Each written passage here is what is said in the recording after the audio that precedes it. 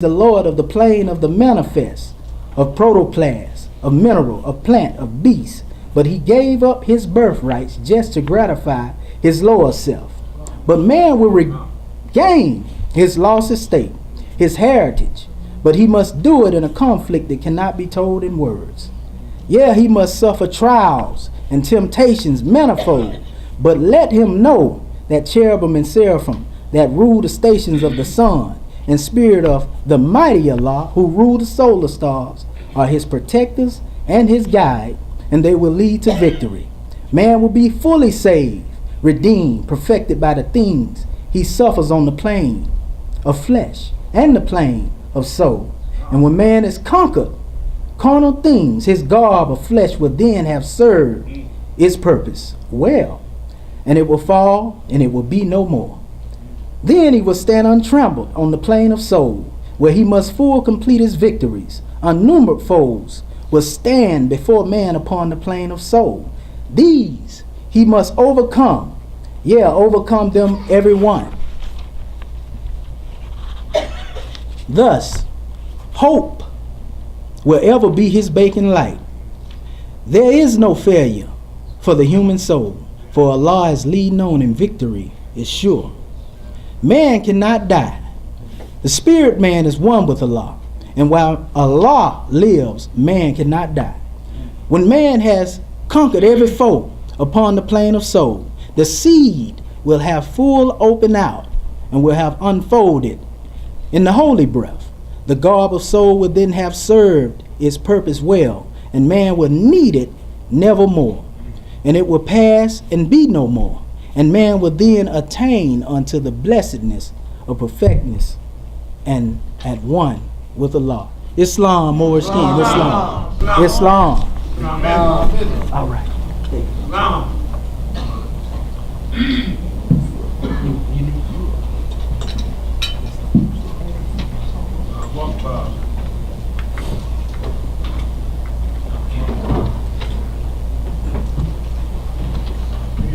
Islam?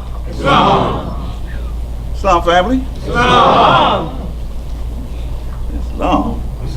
We begin by rising, giving praise to Allah and on the Prophet Noble Dwali. Islam, up to you can be seated. And giving much honor to Noble Dwali for the great work that he has performed here when the whole world said it couldn't be done. But Noble Dwali did it.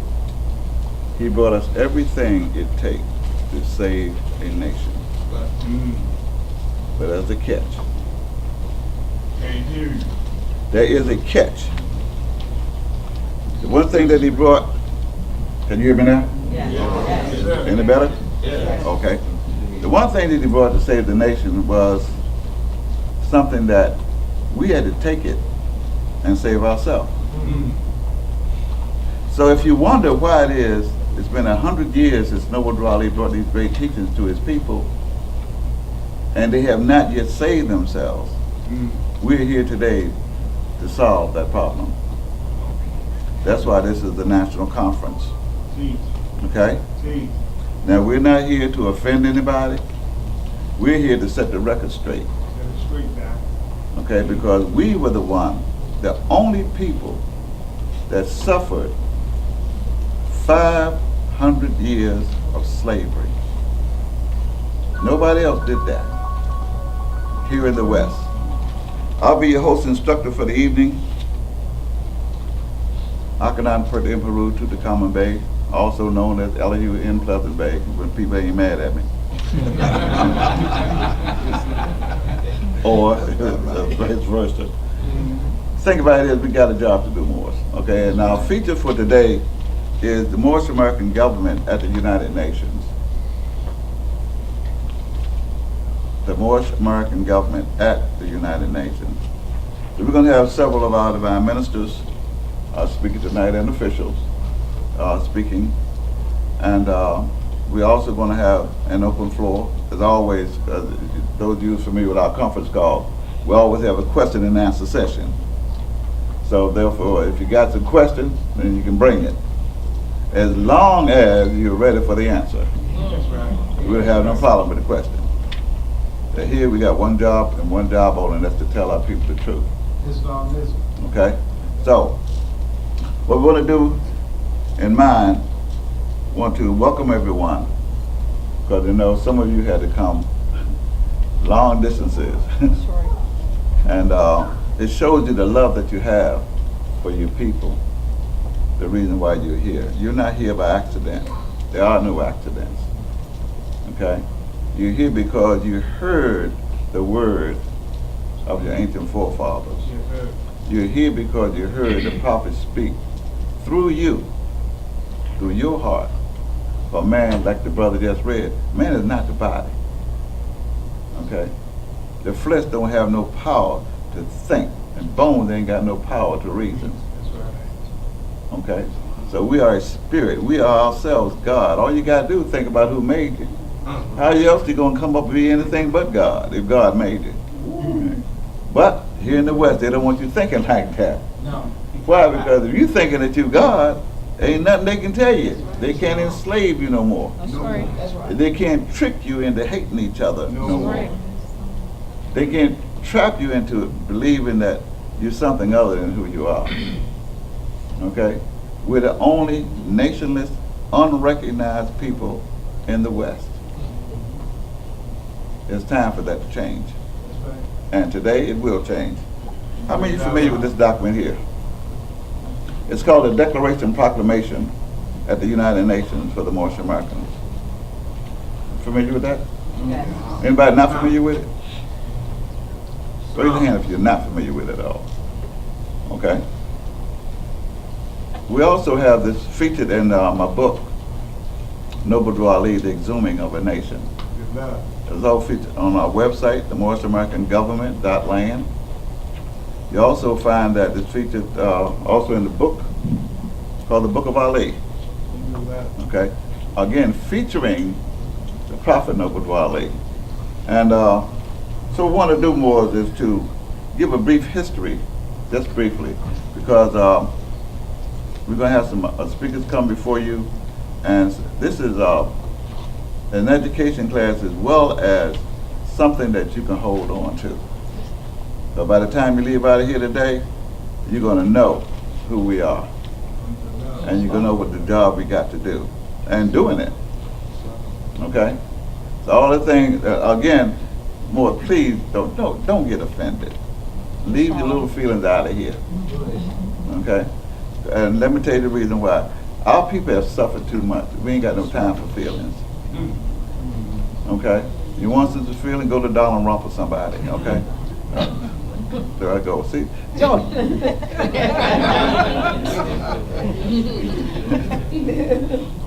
Bear with me. Okay? We're here to get a job done. You have here our national flag. You have here our Grand National Seal, our Grand National Emblem. This belongs to us as a people, Moorish American Government. You're not going to make it without a government. I'm not the one that said this. These are the teachings of Noble Drew Ali. Okay? For those who are not familiar with it, all you got to do is break up the Divine Constitution that you have right here in the front, Divine Constitution by law. And Noble Drew Ali, he used the word government quite a bit in that Constitution. Okay? You're not going to make it without a government. You're not going to make it as an organization. You're not going to make it as a religious entity. You're not going to make it as a civic group. You're not going to make it under another man's government, including and especially the United States. Come on, Doctor. Come on, Doctor. This is where Noble Drew Ali founded you in the first place. I'm sorry, founded us in the first place. So don't get it twisted, okay? We needed some help. For hundreds of years we were begging, pleading, praying. We didn't know who God was. We were praying anyway. And most of the time we were praying to the very one that was enslaving us. But we're here. And we're here because of the teachings of the last prophet in these days and times. Okay, and that's Noble Drew Ali. We're going to give you the history, first and foremost, of our people. And most of our history began far as we're concerned, the Moorish American, in 1492. Okay, for those of you who are not quite familiar with it, the one thing that took place in 1492, there's a country called Morocco, Kingdom of Morocco. And in 1492, they became officially the head of the West African slave trade. Okay? Now I know quite a few of us, including myself, came up under the Moroccan flag in different Moorish science temples and chartered organizations and Wichita, New Wabians, and some of everything you can think of, including some Hebrews, whatever. Okay? The thing about it is that none of it freed you. None of it. No matter what you call yourself, what group you belong to, none of it freed you. From 1492 to 2017, Morocco headed the West African slave trade. I guess 2017, that's today. Why? Because you're not free as a people. That's what stopped slavery. Freedom stops slavery. Okay? If you want to stop slavery, free yourself.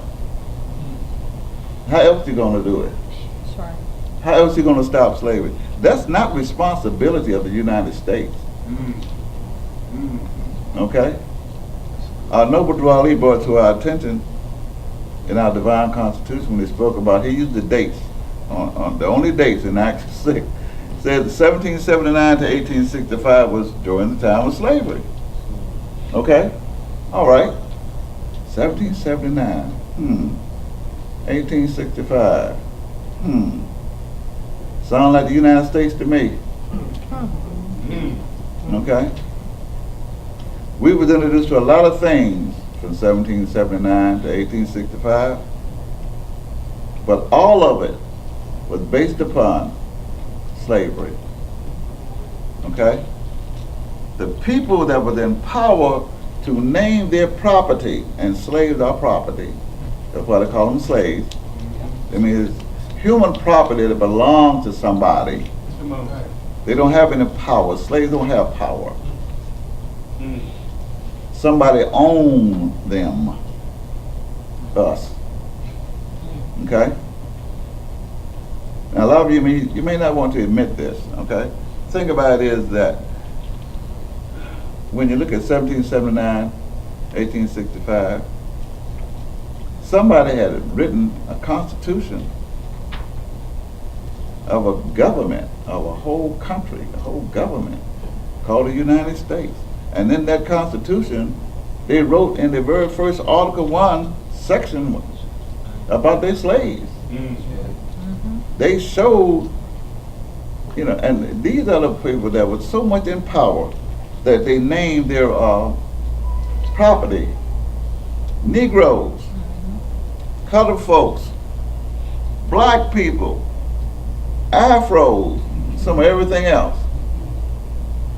You can do that when you own something. If you own a dog, you can call him Butch, Spot, Fido. It don't make a dime with that. That's your dog.